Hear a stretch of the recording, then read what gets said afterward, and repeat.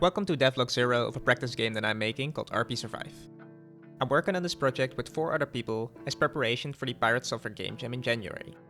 The main objective is to learn how to work together as a team, so the scope of the game has to be very limited. After some brainstorming, our artists came up with some quick sketches, and we settled on an idea. The game is going to be Vampire Survivors, but it's rock, paper, scissors. Enemies randomly spawn as one of rock, papers, or scissors, and the player has different attacks that can also be of those types. Naturally, rock beats scissors, scissors beats paper, and paper beats rock.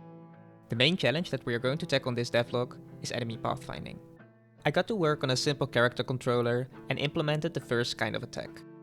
An object above the player will switch between the 3 types and be launched in the direction of the mouse when you fire. This is somewhat akin to the W attack from Twisted Fate in League of Legends. Next, I created a script to make the camera follow the player. To show this in action, I downloaded a random background image to make it easier to understand the movement. This is already starting to look a bit like a game, but since this is a practice project, I wanted to design custom pathfinding for my enemies. Pathfinding is only relevant when there are obstacles to pathfind around, so that's what I did next.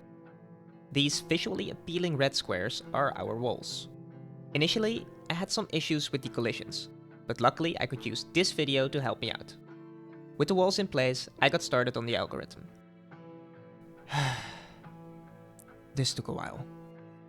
A* is an informed variant of our Dutch glory, the Dijkstra algorithm. I'm able to implement this on a grid, but the fact that entities can have non-integer coordinates made this a bit tricky for me. I remodeled the problem as follows. The enemy and the player both have real positions inside the world. An enemy considers its own position to be 0, 0. We call this the enemy's grid position, or E-grid. We also have a float called step size that we can use to translate from any grid position to a world position. This means that if an enemy walks 1 X unit on the grid, this would translate to 1 step size X unit inside the world.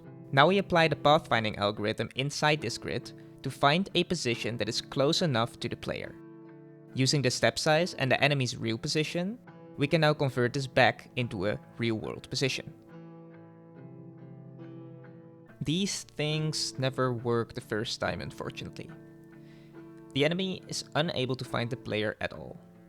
The cause lay in my method for detecting obstacles. I use Unity's raycast2d function to check if a grid position is occupied in the real world. However, I didn't read the documentation properly and ended up passing a position vector instead of a direction vector. After I fixed that, most things worked. I gave enemies 2 different states. If they have a direct line of sight towards the player, they will move in that direction without any special calculations. If they don't have a line of sight, the A* algorithm kicks in to determine the shortest unobstructed path. And that's all for this first devlog. I'll end with some B-roll of the final implementation and a stress test with lots of enemies.